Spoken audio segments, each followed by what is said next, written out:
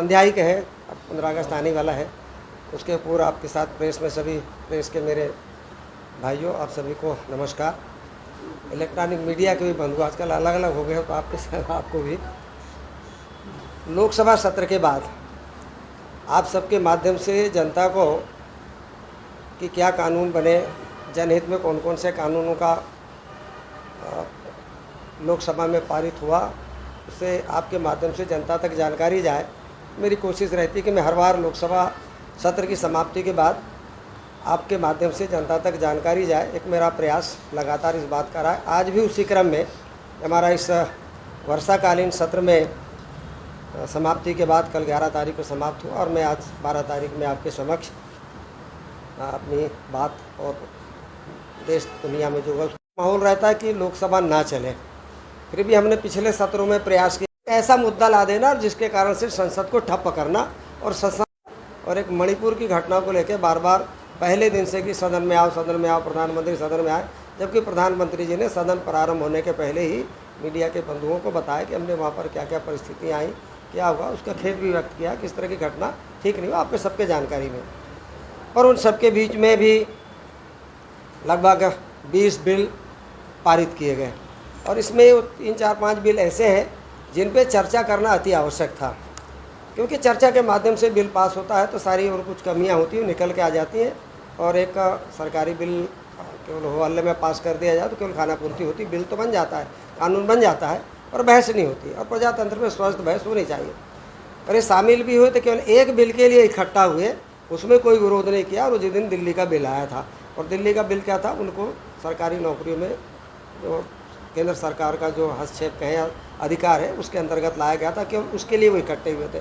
आप वो भी जानते हो कि क्यों इकट्ठे गए थे और राजनीतिक बात में उसमें चर्चा नहीं करूँगा।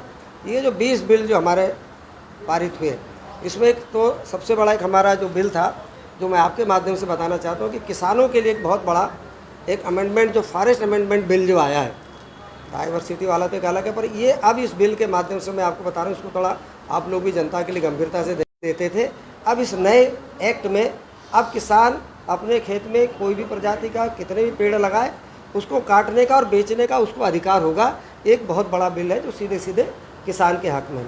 फिर इसी बिल से जो जुड़ा हुआ है फॉरेस्ट का, वो बिल इसलिए कि हम विकास की ओर बढ़ रहे हैं। तो आने बार आप देखते हो कि रेल लाइन बनाना है, सड़क बनाना है, 4 लाइन 6 लाइन करना है, रक्षा, ये बिल लाया गया था, उसी के साथ ही किसानों के लिए भी है। तो ये एक अमेंडमेंट है, मैं उन बाकी चीज़ों पे नहीं जाऊंगा, पर एक किसान के लिए जो आपके माध्यम से आम किसान को मिले और अभी भी किसान को सुविधाएं पर जानकारी के अभाव में उसका लाभ नहीं ले पाता।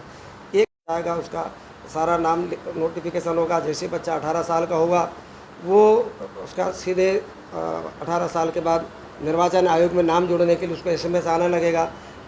ये जन्म मृत्यु का प्रमाण पत्र भी, क्योंकि अभी प्रमाण पत्र बनाने के लिए बड़ी भारी मशक्क़त होती है, तो ये इसके लिए भी मृत्यु प्रमाण पत्र कई अनेक जगह लगती है, फिर मृत्यु प्रमाण पत्र के लिए आदमी परेशान होता है। तो एक जन्म मृत्यु प्रमाण पत्र का भी एक बड़ा अच्छा बिल इस बार लेके आए। इसी तरह से डिजिटल पर्सनल डाटा वाला, आज का युग तो अब आप सब डिजिटल है, आप देखिए पूरे मोबाइल के माध्यम से सारा आप ये कर रहे हैं। तो डिजिटल डाटा जो बार बार रहने के बाद बात आती थी कि हमारा डाटा कोई भी लेता, आप देख तो आपको फ़ोन कर, साहब आपको लोन लेना है क्या, अब उसको आपका नंबर कैसे पता, उन्होंने कहा साहब आपको मकान बनाने का है, अनेक लोग फ़ोन करते हैं क्योंकि डाटा आपका उनके पास पड़ा रहता है। तो इसमें भी आपकी प्राइवेसी कैसे सुनिश्चित हो, ये ऐसा प्रोटेक्शन बिल है तो जिसमें आपकी सुनिश्चितता भी है। और जब ज़रूरत पड़े कितने देर कोई बैंक उपयोग करेगा नहीं करेगा, तो किसी ने बैंक से आपका नंबर ले लिया, आपके खाते में पैसे जमे, उनका साहब OTP देना, आपका बैंक के खाते खाली हो जा रहे हैं। तो आज के समय में कैसे प्रोटेक्शन करें आपके डाटा को, तो ये भी मिलता है, इसके ऊपर भी बहस नहीं हुई। ऐसे ही मैं खास ही बता रहा हूँ आपको। आप इसके अंतर्गत हम काफ़ी हमको इसकी सोर्स ऑफ इनकम भारत सरकार का बड़े अभी तक समुद्र के अंदर के मिनरल्स के निकाल और जंगल के अंदर का भी जो था, तो मैंने कहा ना फॉरेस्ट कंजर्वेशन एक्ट में निकल के आएगा। तो कल हम जंगल के अंदर कोई खोज करनी है तो नहीं कर पाते थे, अनुमति नहीं मिलती थी, वर्षों हमारे केस लंबित होते थे। तो इसी तरह से हमारे फॉरेस्ट के अंदर का भी है। दिल्ली का मैंने बताया कि गवर्नमेंट का कैपिटल बिल जो आया था उसके कारण हल्ला गुल्ला हुआ था। एक नेशनल डेंटल कमीशन का एक बिल पास हुआ कि पहले आप देखो कि दांत का डॉक्टर एक आध मिलता था 25-30 साल पहले, बैठता नहीं। आज की तारीख में डेंटल बिल यानी करीब 50,000 बच्चे दांत के चिकित्सक लगे। आज दांत की बीमारी अवेयरनेस आई है, तो दांतों के लिए भी एक पूरी यूनिवर्सिटी बने, इसके बारे में कभी विचार नहीं हुआ। तो ऐसा डेंटल बिल, डेंटल यूनिवर्सिटी, पूरी एक रुपता रजिस्ट्रेशन, एक ऐसा बिल मेडिकल के क्षेत्र में पढ़ने वाले बच्चों के हक में आए। नर्सिंग बिल भी ऐसे आए, आज हर एक को नर्सिंग की आवश्यकता पड़ रही है। जो लोग हमारे रिटायर हो जा रहे हैं, अकेले बूढ़े माँ बाप रह रहे हैं, कौन सेवा करेगा, तो अच्छी नर्सिस निकले, नर्सिंग कॉलेज से निकल के आए, ट्रेन टीचर नर्सेज निकल के आए, तो एक नर्सिंग बिल भी निकल गया, इसमें भी रोजगार के अवसर है।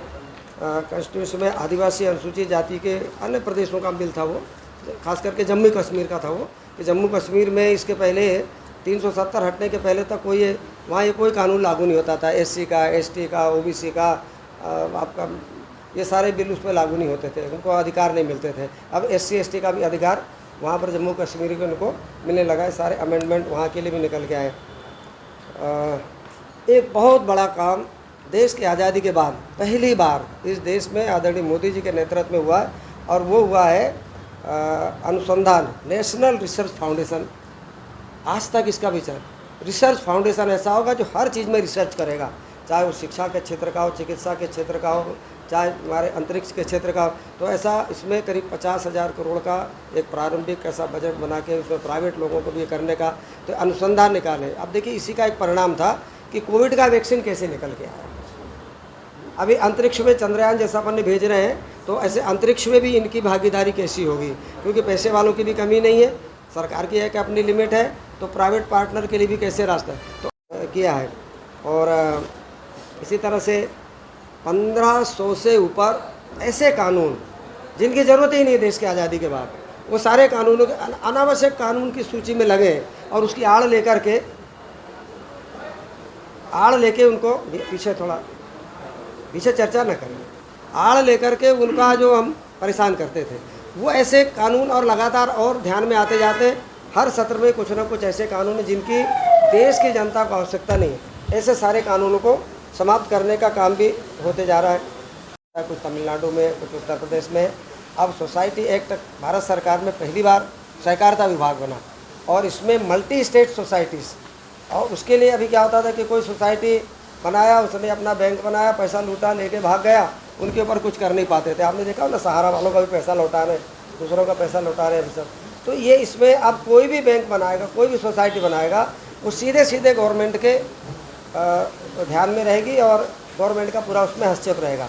तो मल्टी स्टेट सोसाइटी बना के उनके कृत्यों पर और उनको मदद देने का भी काम, ताकि सोसाइटी बना करके भी लोग काम करें। तो एक मल्टी जीएसटी लेके आ रहे थे, तो सारे लोगों ने विरोध किया था, और विश्व के लोग भी जीएसटी लाने का बिल लाने के डरते थे। पहली बार मोदी जी ने जीएसटी बिल लेके आए, जीएसटी बिल आया, तो इस बिल में लोगों को दोबारा सरकार नहीं बनती, पर आप सबके सहयोग से सरकार बनी, और ये लगातार बढ़ते चला जा रहा है। तो ये इसमें बहुत सारे व्यापारियों को पहले लगा कि हमारे लिए बहुत गड़बड़ है। एक जन विश्वास जागे उनमें, वो चोर ना कहलाए, बेईमान ना कहलाए, डकैत ना कहलाए, पहले यही भाषा का उपयोग है। एक जन विश्वास दी, किसी को जरा उनको एक अवसर दिया जाएगा, ज़्यादा से ज़्यादा उनके ऊपर फाइन कर देंगे, समय पे नहीं पटा पाया तो ज़्यादा फाइन दे करके अपने आप पर जेल नहीं भेजेंगे, विश्वास बढ़े व्यापारियों में। तो ऐसा भी इस बार ये कानून ले करके आए, और सारे कानून थे, लगभग उन कानूनों को समाप्त करने के लिए 3 नए कानून लेके आए। कुछ में संशोधन है, कुछ की समाप्ति है, कुछ में नए कानून है। तो आज के परिप्रेक्ष्य में अंग्रेज लोगों ने हम पे रूल करने के लिए कानून बनाया था, अब हम पे प्रजातंत्र है, तो अब वो अंग्रेज़ों के रूल थोड़ी लागू होने चाहिए। तो पहली बार देखिए कि 4 साल तक लगातार आप लोगों को ने भी पढ़ा होगा कि सांसदों से, विधायकों से, पत्रकारों से, मजिस्ट्रेट से, आम पब्लिक से कहा कि कोई सुधार, कोई तकलीफ हो तो बताइए। तो 3 बिल लेके आए हैं। पहले जैसा आपका थे ना, आपका कौन सा बिल कहलाता है, दंड संहिता, अंग्रेजी में क्या कहते हैं इसको, हाँ क्या बोलते था ना, आपका सुरक्षा संहिता लेके आए कि अब नागरिक इस देश का है, उसकी सुरक्षा करनी है, हमको उस पर रूल थोड़ी करना है। तो उसकी सुरक्षा कैसी हो, उसके साक्ष्य कैसे मिले, तो एविडेंस का बिल है दूसरा बिल, और न्याय, दंड की बजाय न्याय, तो एक न्याय का बिल है, ये इंट्रोड्यूस हुआ है। ये हल्ला गुल्ला सब कुछ यदि दिक्कतें नहीं आती तो शायद हम बिल इसको समय के पूर्व उसको पारित करते, पर ये इंट्रोड्यूस कर दिया है, अगले सत्र में पारित होगा। तो ये मान के चलिए कि 1800 के समय 1850, 52, 62 से चलने वाले 200 साल पुराने बिलों को हटा करके आज के परिप्रेक्ष्य में, भारतीय परिप्रेक्ष्य में और अब जब हमारे 75 साल आज़ादी का अमृत काल आ रहा है तो देश के लोगों के लिए और कितना अच्छा बने, इन कानूनों को लाने का काम इस बार की लोकसभा में किया गया है। अभी आपने देखा होगा कि इसके अतिरिक्त में अमृत काल में बढ़ रहे हैं तो 3 चीज़ें इस देश को जो खोखले कर गई 75 साल में, वो एक है भ्रष्टाचार, दूसरा है तुष्टीकरण और तीसरा है परिवारवाद। कि एक परिवार है कि परिवार आगे बढ़ते चला गया, उन्हीं की सुरक्षा, उन्हीं का पैसा, उन्हीं के पास सब कुछ, और उसके लिए वोट के लिए तुष्टीकरण, और इसी के कारण से देश आगे बढ़ नहीं पाया। इसलिए एक नारा दिया कि भ्रष्टाचार छोड़ो इंडिया, भ्रष्टाचार आपका परिवारवाद छोड़ो इंडिया, और तीसरा दिया कि आपका टुकड़े हुए 2 के फिर 3 हो गए। अब वो टुकड़े करने की स्थिति नहीं। यदि उसके पहले का भारत देखें तो कितना अखंड भारत दिखता था, कितना प्रेम से रहते थे, पर वही तुष्टीकरण की राजनीति में सब अलग अलग हुआ। ये बच्चों को भी पता लगे, इतिहास पता, इसलिए विभाजन की विभीषिका वो भी पता लगे कि आज का भारत, फिर आज हम कहीं ना कहीं फिर उसी विभाजन में बढ़ रहे हैं। वो केरल वाले अलग गड़बड़ कर रहे हैं, वो नॉर्थ ईस्ट इतना गड़बड़ करता था, उसको ठीक करने का काम लगातार किए हैं। जम्मू कश्मीर से 370 मिटा करके उसको ठीक करने का काम किए हैं। तो इस तरह से ये विभाजन की विभीषिका भी लोगों को, चाहे सड़क का बजट हो, चाहे पेयजल का बजट हो, चाहे चिकित्सा का बजट हो, अब उसमें चर्चा नहीं करूँगा। उसको मैं एक बार आपको एक ब्रीफ नोट दूंगा कि आपकी भी जानकारी में रहे। इस 9 साल के कार्यकाल में मोदी जी ने कि 14 और 19 से 10 गुने का बजट का अंतर है, इसलिए हम इतना विकास कर पा रहे हैं। उसका मूल कारण भ्रष्टाचार मुक्त होना।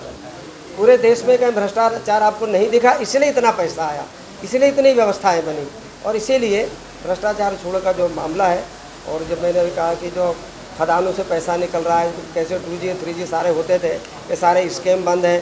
तो बहुत से कानूनों को भारत सरकार ने अपने हाथ में लिया है, जिसके कारण से आज भारत सरकार के पास पैसा भी आ रहा है, और इसीलिए हर क्षेत्र में विकास हो रहा है। और यदि उन सब की बात करूँ तो उसके लिए बहुत लंबा लगेगा। मैं उसका एक 10-15 दिन के बाद कभी फिर से दोबारा बैठेंगे तो एक आंकड़े ज़रूर मैं आपको पर्सनली आपको भेंट करने आऊँगा आपके पास कि इसको देखिए, इसको बताइए।